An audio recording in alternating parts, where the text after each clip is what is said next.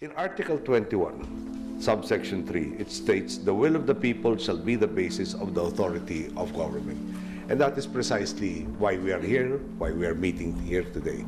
There are so many laws crafted for so many vested interests, that unfortunately redounded to the suffering, the downgrading of the living standards of the vast majority of our populace. That is why we do need a focus. A focus that all legislation should be beneficial to all people or all our peoples, preferably all of the time. That has to be the overarching concern, that has to be the overriding theme. And that is why there is a need for this particular session or session days that you will be spending in Subic. I'm sure you will have some leisure time there. Hopefully you'll just remember us when you're there.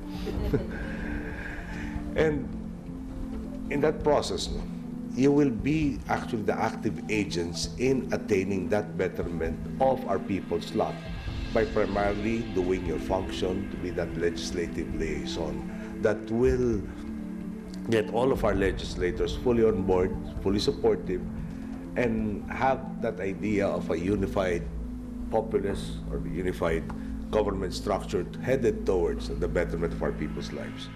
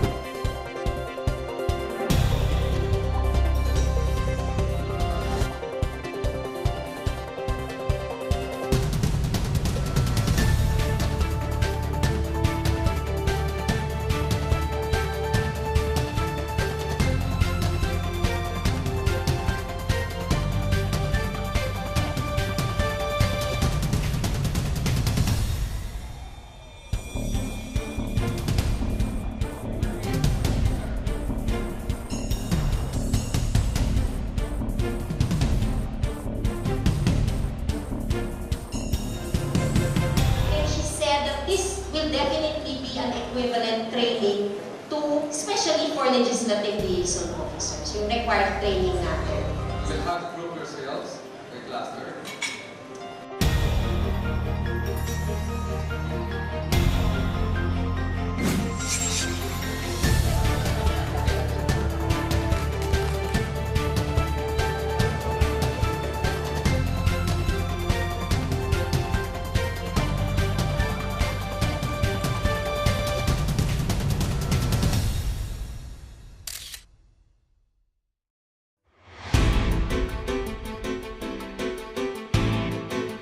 In a state of nature, people basically wish to protect their interests.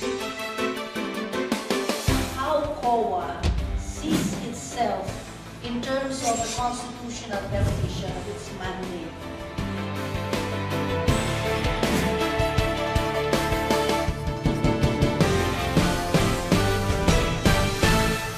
All others without due process, the taking out of life is already a violation of this. That even right, natural right, or even constitutional right.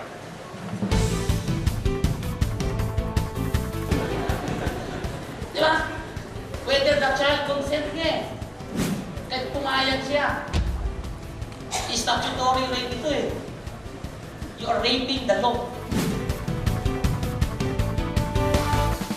Because in the human rights lens, dalawa lang po ng klase ng tao ang nakikita po natin. Yung po yung may hawak ng karapatan at yung po may hawak ng obligasyon. Ang issue ngayon, paano natin i-approach yung problema? Ano ang konteksto ng problema?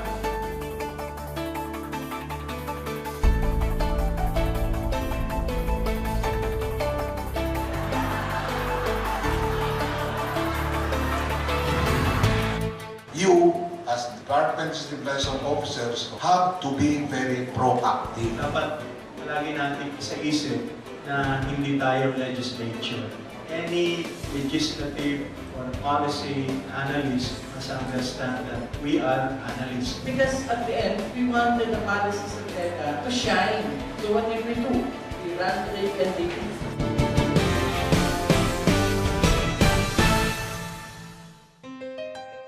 Actually, no one policy will have the same dynamic in terms of how the decisions will be made. Ito lang ang katanungan ko kasi kung gusto natin yung ililipat itong mga low points dito sa strong points, hindi kaya yan maging source of corruption to serve one's interest na kunyari ayaw pero pag sinubulay naman pupunahan. If you know this, then probably there are also others within that group who are doing that math that will look out for these kinds of things happening.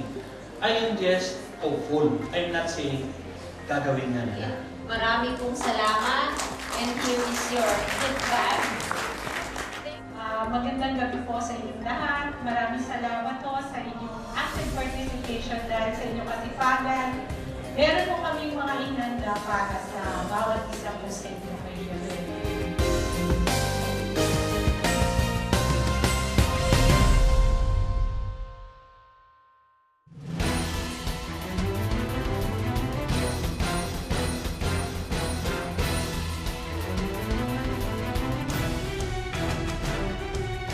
From one of you here will become the next congressman or senator of this country. Furthermore, the administration's commitment to human rights represents a continuing break in the past.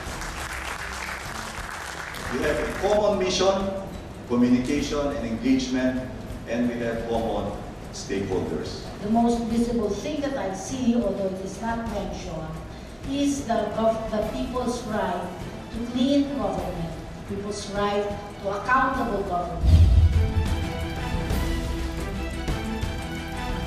Let's work together so that we can make sure that the legislative agenda of the President will come along. So you really help us, and in a manner of speaking, you manifested that very clearly, because you share what makes you congressman. You share his minds. To Senator Franklin M. Relon. We those is to be able to push the agenda of the president.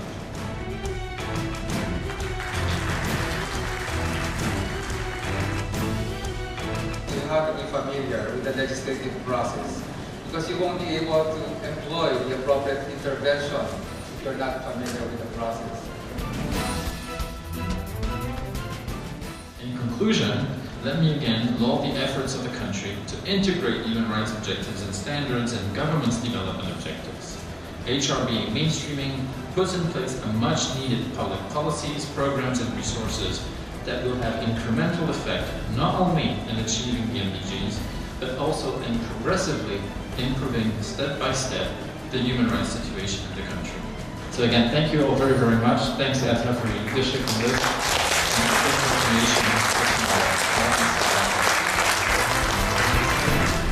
At the end of the day, the way you do your jobs affects the child who has to walk barefoot to class every day. It affects the father who has to work 3 jobs to raise 5 children. It affects the ailing grandmother whose family cannot afford decent health care. They are depending on us to win back their hopes and aspirations. They are depending on us to allow them to achieve their greatest potentials. Let us not let them down. Failure definitely is not an option. Thank you.